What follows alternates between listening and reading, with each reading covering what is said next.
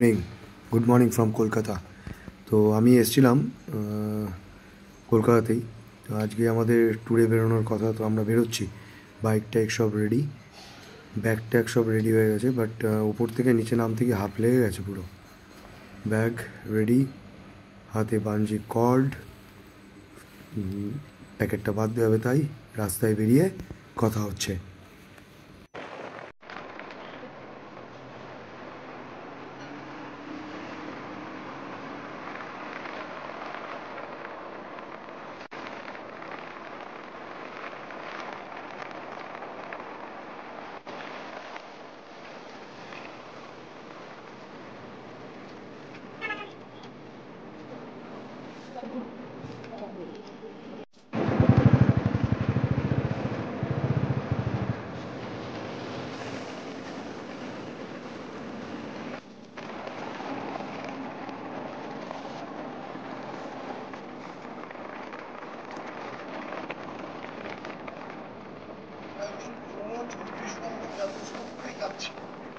রাত্রেবেলায় একটু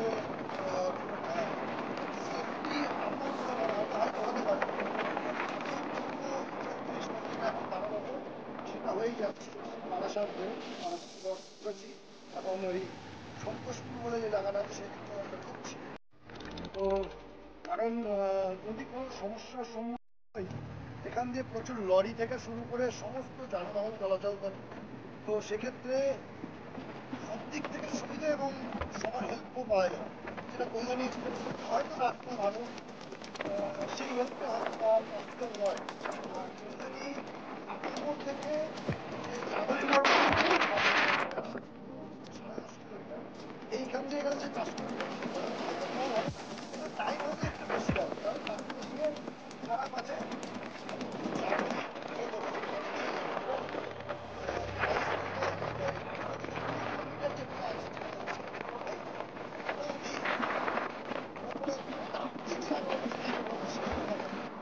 আমরা স্কুটি জার্নি করবো, তারপরে চারটা রানাঘাট হয়ে কৃষ্ণনগর পৌঁছাবো। আর রানাঘাট থেকে আমাদের সঙ্গে আরও দুজন জয়েন করবে, যাদেরকে তোমরা হয়তো দেখেছো, আমি তারা দেখেছো।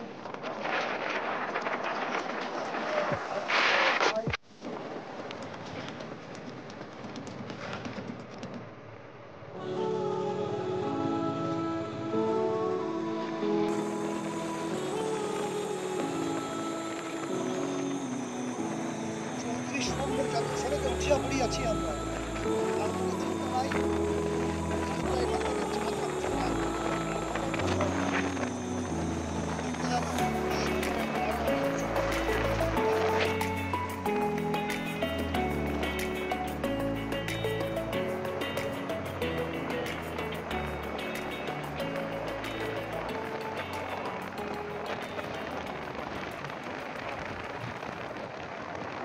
আমরা এসে গেছি শঙ্কর মিষ্টান্ন ভাণ্ডার বা শঙ্কর মিষ্টান্ন প্রতিষ্ঠান কৃষ্ণনগরে।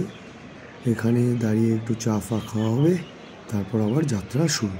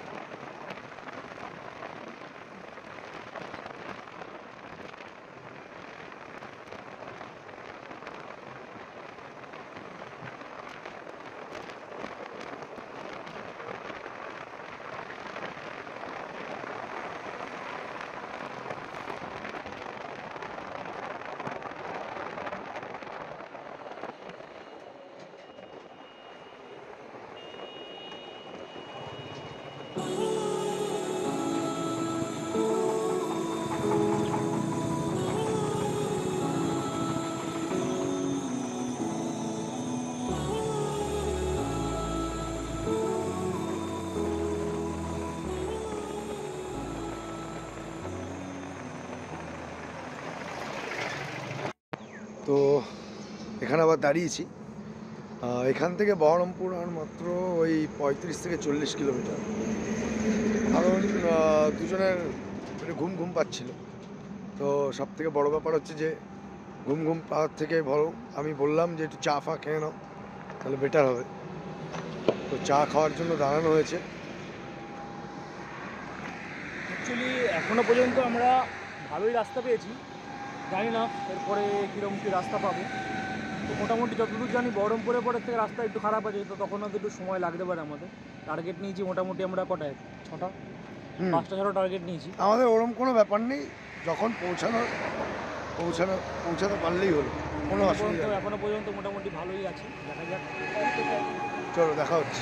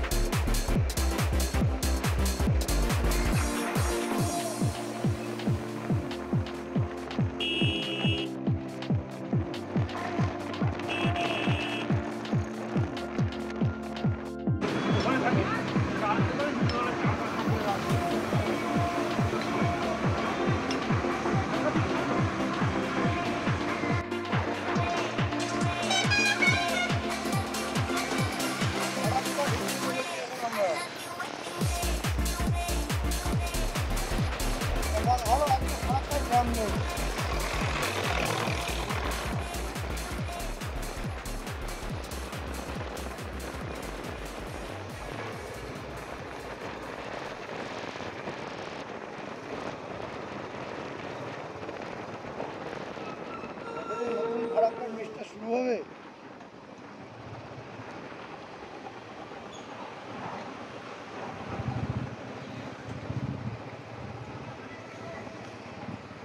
কাজ হচ্ছে, রঙের কাজ হচ্ছে, ফারাক্কা ব্রিজে।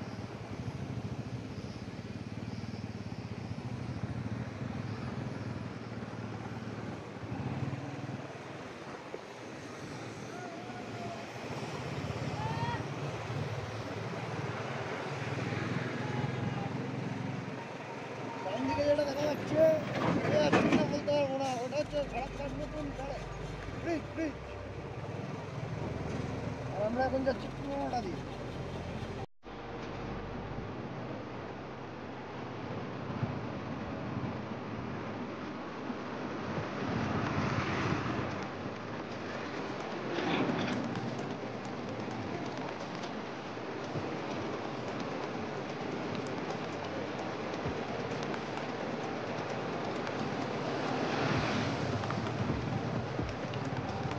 গাজলের থেকে ঠিক 3 কিলোমিটার আগে দাঁড়িয়েছি খাওয়া দাওয়া করার জন্য। গরম মশলা টোটালটাই ভেজ, আর আমি দেখিয়েও দিই, বেশ সুন্দর হচ্ছে পুরো ব্যাপারটা। মানে রেস্টুরেন্টটা পুরো ভেজ রেস্টুরেন্ট, সবাই দাঁড়িয়ে আছি। এখান থেকে আর 3 কিলোমিটার গেলেই গাজল। দেখি কি খাওয়া দাওয়া করা যায়, চলো ভেতরে গিয়ে কথা হচ্ছে।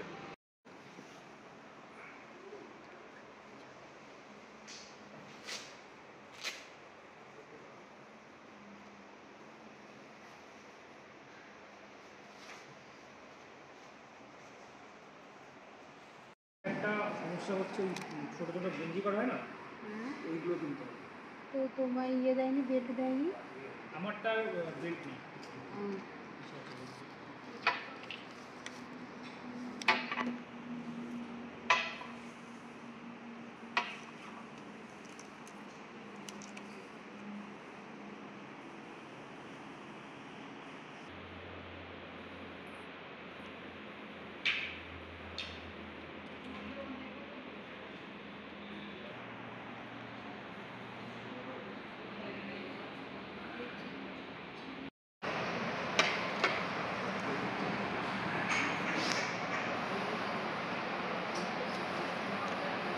ওটা খোলো। লাফা বাটার কি রোল? পনির রোল। বাহ, খাও। লবণ থেকে দাও, লবণ দাও। দাও, টেস্ট করো। একটা হচ্ছে চিজ কর্ন স্যান্ডউইচ, একটা হচ্ছে ভেজ স্যান্ডউইচ। চাই দুটোতে চিনি দেবেন না, আর একটাতে চিনি দেবেন। তাহলে আমি নিয়ে আসছি এমনি, আর একটু চিনি হুম, দিয়ে হুম। দিই। খাওয়া দাওয়া হলো, দুর্দান্ত খাওয়া দাওয়া, দারুণ খাওয়া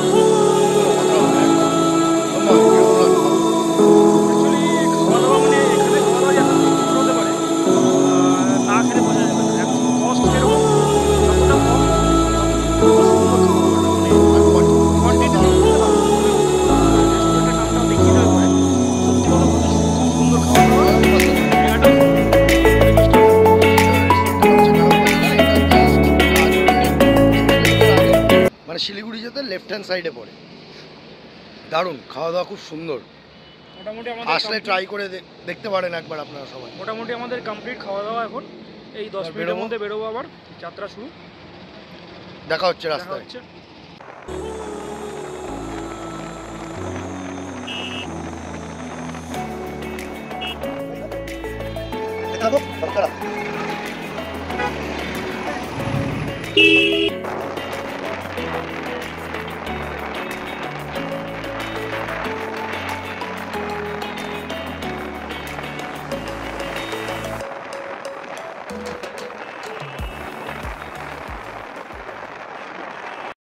হোটেলে চলে এসেছি, একটা ছোট্ট রুম ট্যুর।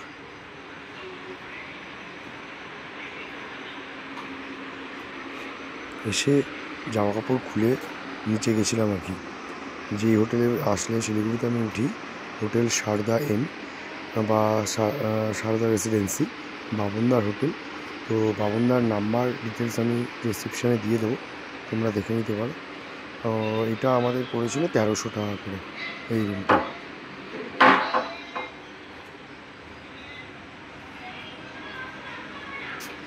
এটা হচ্ছে টয়লেট বা বাথরুম, এরকম টাইপের, সুন্দর, ছোট্টখাট্টো, খুব একটা খারাপ না, রাত্রেবেলায় থাকার জন্য যথেষ্ট।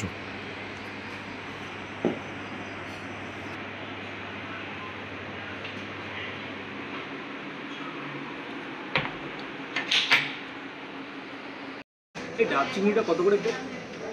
দেখলাম না তো। এতে এসছি শিলিগুড়ি সেন্ট্রাল প্লাজা যে হোটেলটা আছে তার ঠিক নিচেই, ওই উপারে বাংলা বলে একটা রেস্টুরেন্টে। চলো খাবারটা আসলে আবার দেখাচ্ছি।